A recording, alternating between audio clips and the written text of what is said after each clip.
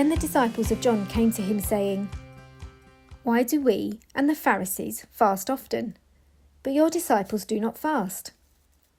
And Jesus said to them, "The wedding attendants cannot mourn as long as the bridegroom is with them, can they? The days will come when the bridegroom is taken away from them, and then they will fast. No one sews a piece of unshrunk cloth on an old cloak, for the patch pulls away from the cloak and a worse tear is made. Neither is new wine put into old wineskins. Otherwise, the skins burst, and the wine is spilled, and the skins are ruined. But new wine is put into fresh wineskins, and so both are preserved."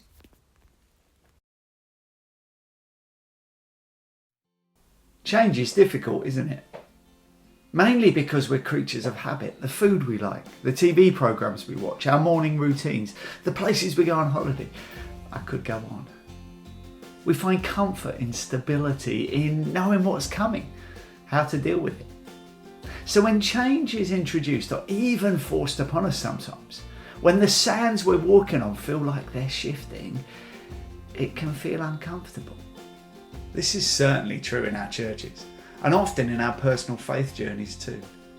The trouble is it can leave us doing things we've always done, but not really being sure while we're doing them.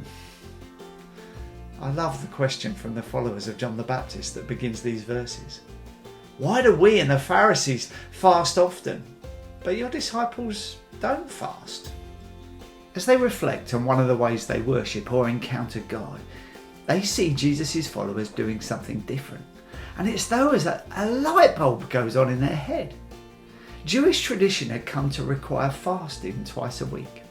And a quick look at Luke 18:12 shows us that these disciples were careful to follow that practice. But why? Well, because that's what they did. That's what they'd always done. Fasting was part of their cycle of sacrifice or attaining purity before God. But Jesus' followers, still Jewish, maybe even known by some of John the Baptist's followers, weren't. And it was all because of Jesus. He says to them, the wedding attendants cannot mourn as long as the bridegroom is with them, can they? The days will come when the bridegroom is taken away from them, and then they will fast. Whoa, hang on a minute. Why is he suddenly talking about weddings? Well, there's no confetti here, I'm afraid. Instead, Jesus is using a theme that he uses on several occasions when he talks about the relationship between him and his followers, the roots of which we find in the ancient scriptures of the Old Testament. He is the bridegroom. His church, us, is the bride. The wedding attendants are those helping to establish this new relationship between the two. In this case, we might see it as Jesus' disciples, his followers. And why would there be any need for fasting, spoken about in relation to mourning here? In fact, Jesus is saying, wouldn't this new kingdom that he's been teaching about and living out call for something completely different? Because these new ways are about the joy of forgiveness, of love and community, of right relationship with God and one another. It is a wedding banquet free to all comers, similar to a Jewish wedding where open house was maintained for a whole week, a time of great rejoicing, hospitality, excitement and fun, and all paid for by the bridegroom's family. So while Jesus the bridegroom was there with the disciples, why would they mourn and fast? In fact, mourning and fasting at a wedding would be a supreme insult. Would even suggest that the wedding in question was something evil, as well as those participating in it. Fasting would simply be out of harmony with what God was doing in their midst. This is coupled, of course, with Jesus looking ahead to his death. A more sombre note alongside all that excitement as he speaks of the bridegroom being taken away. And then he speaks rather critically about cloth and wineskins. No one sews a piece of unshrunk cloth on an old cloak, for the patch pulls away from the cloak and a worse tear is made. Neither is new wine put into old wineskins, otherwise the skins burst and the wine is spilled and the skins are ruined. But new wine is put into fresh wineskins, and so both are preserved. This is Jesus talking in a way that the people of the day would have understood. Let's take the example of the wineskins. Back then, people used animal skins like goat skin for storing liquids. Fermented drinks like wine expanded, and since an old wineskin would already be stretched to its limit, any new wine poured into it would tear the seams. That's why new wine needed to be preserved in new wineskins. As the wine expanded, the new skins would stretch to accommodate it.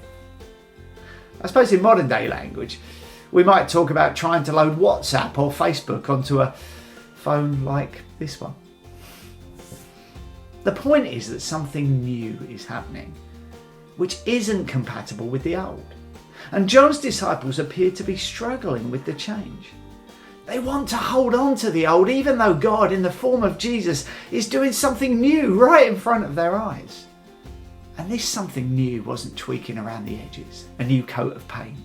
It was a completely upside down kingdom based on forgiveness, on love and grace. That doesn't mean he was throwing out the ancient scriptures and the divine law that was within them. Remember, he came not to destroy the law, but to fulfill it. Now, instead, we might see the old wineskins not as the teachings of the Old Testament, but the traditions that had come to overshadow the divine truths contained within it. This is God doing something new in and through Jesus, where eating with tax collectors and sinners takes priority over fasting. This is Jesus celebrating the rule of God breaking into the world and the grace that reaches out to sinners, inviting them to return to a loving and forgiving God. This new revelation of who God is simply doesn't fit into the old concepts and assumptions and behaviours. I can't help but feel once again that the church might learn from this. We get so wrapped up in traditions, ways of doing things. Now there's always a balance, but I sense in these words Jesus calling his people then and today to keep our eyes, our minds, our hearts focused on what God is doing now and to run after it, even if it takes us into uncharted territory. Because what we're being called to may be new, but as we face into all the discomfort that might bring, we'll know for certain that it's God's thing we're doing, not ours.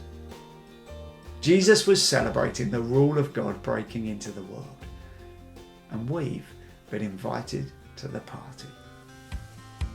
Are you coming?